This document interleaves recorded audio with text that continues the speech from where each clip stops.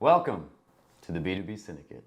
All right, folks, in this video, we're going to break down how to run a discovery meeting and provide you with a repeatable framework, keyword repeatable, that you can use in your disco calls tomorrow and for years to come. The other thing I want to point out about this specific framework is that it is guaranteed, and I seriously mean this, guaranteed to help you stand out of the crowd from 99% of other sales reps, because I guarantee you only 1% of sellers are doing this.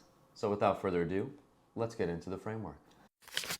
Also guys, before we get into this video, don't forget to subscribe to the channel and like the video. That way you get notified when we make more content like this.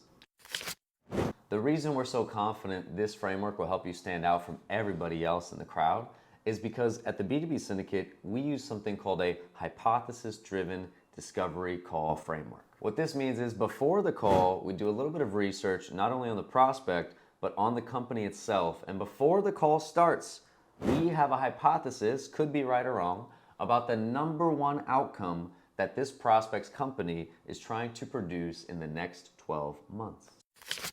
So that is step 0, guys, for this discovery call framework. Before the call even starts, we need to do research not only on the prospect we're speaking with, but the actual company, and determine whether it's right or wrong, a hypothesis about the number one outcome they're trying to produce in the next 12 months. All right, so now that we know what to do before the call, let's go ahead into the actual framework so you know what to do when you're on the call. Step number 1, guys, is what we like to call personalized rapport. So what this means is usually when you get on the phone or the Zoom call with the prospect, people usually default to some BS conversation about the weather. And it's such a turnoff, it's such a cliche thing to do, and immediately makes you sound like 99% of other salespeople in the world.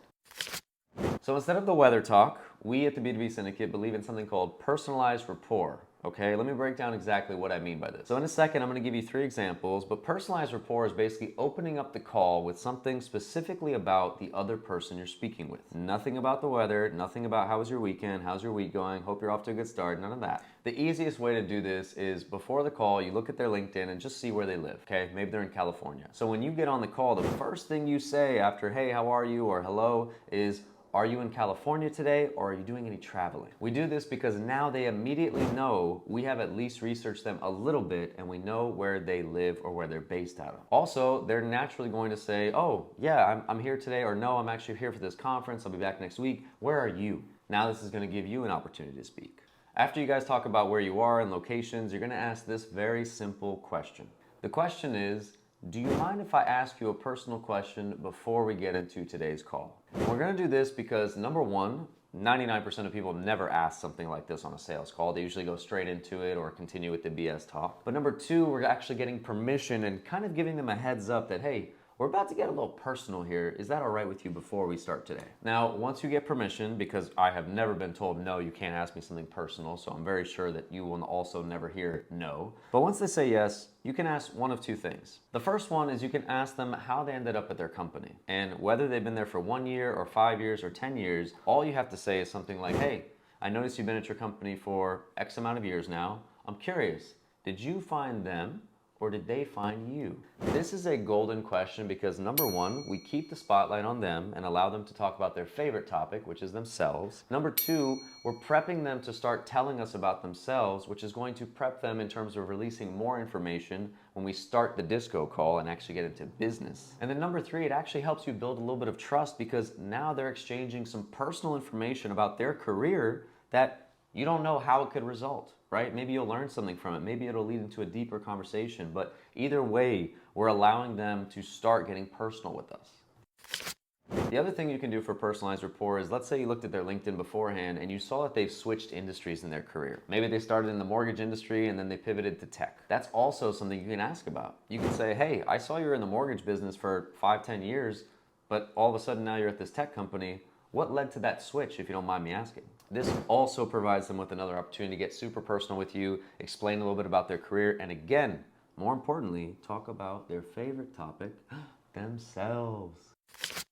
All right, guys, so now that the personalized rapport is over, what you can do is use this pivot statement to kick off the call. And the pivot statement goes like this. You say, Mr. and Mrs. Prospect, there are 2 ways we can go about today's meeting. First, if you're open to it, I've done some research on your company, and I've actually formed a hypothesis on the number 1 outcome I think you're trying to produce in the next 12 months. So if you're open to it, I'd like to share that research with you, and maybe you can tell us how accurate or inaccurate we are with that hypothesis. Or if none of that sounds interesting to you, you can just tell us why you took the call today. Which would you prefer? And when you say that, first of all, nobody's giving people options on these calls. Most salespeople just drive into their process and they don't give the prospect an opportunity to influence the direction of the call. They're very much like, okay, this is what's happening, let's get into it. So by doing this, we give the prospect the illusion of control and allow them to have a say in the actual direction of the meeting. But also number two, guys, I've only had one person ever, and they were in a huge hurry, tell me that they didn't want the hypothesis. Most of the time when you tell people you made a hypothesis, they're gonna be like, oh, let's hear the hypothesis. It almost turns into a game show where they're excited to hear, what have you come up with? And they can't wait to correct you, especially if you're wrong. So assuming that they chose the hypothesis route, you're gonna say, great. What I'd like to do before I get into hypothesis is a quick business overview. Now the business overview, guys, is really simple. It's a brief description of their business, how they generate revenue, and maybe some basic information about how they operate. For example, if you're talking to an insurance company, maybe you can mention, okay, you were founded on this date, you have this many offices, this many agents operating in this many states. You also have a business where you sell XYZ product to this audience. Generally speaking, is that your business in a nutshell, or was there any big piece that I missed? And you're just doing this to make sure you have a good understanding of how they operate and make money, and allow them to confirm or deny how accurate this is. This is also going to help you build a lot of credibility and save time, because in most calls, not only does the business overview help you increase your credibility because you did this research ahead of time, but you're making it easier for the prospect. There's less mental effort involved because now they don't have to waste 5-10 minutes describing their entire business to you because you did that stuff up front. Once you get through the business overview, now you pivot to the hypothesis. And for the hypothesis, what we typically say is, based on my research, it's my understanding that in the next 12 months, your CEO, or if you're talking to the CEO, you can say the board or whoever's above the CEO, you can say, it's based on my research, I believe you are trying to do XYZ in the next 12 months. And you're doing this because X, Y, and Z. So for example, in what I sell a data analytics product / AI solution. So I'll say, Mr. and Mrs. Prospect, based on my research, it looks like you're being asked to increase revenue in the next 12 months by 13%. And I believe you're being asked to do this by, number one, unifying the data sets that you've just acquired in this new company you acquired 3 weeks ago.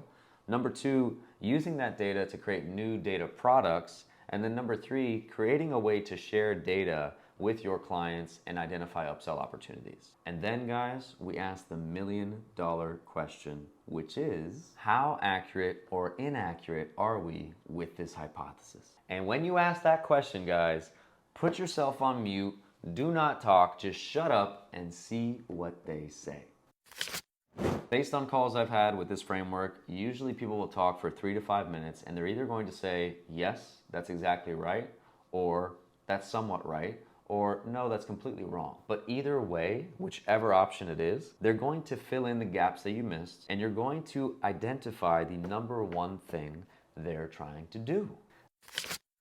Now from there, guys, once you have this thing identified, that part of the call we cannot script out, right? That part of the call needs to be open, and based on what they tell you, you need to, from there, ask more questions, such as, when are you trying to do that? How do you plan to do that? What have you tried so far? What's working? What's not working? Who else is really trying to see this outcome happen in this amount of time?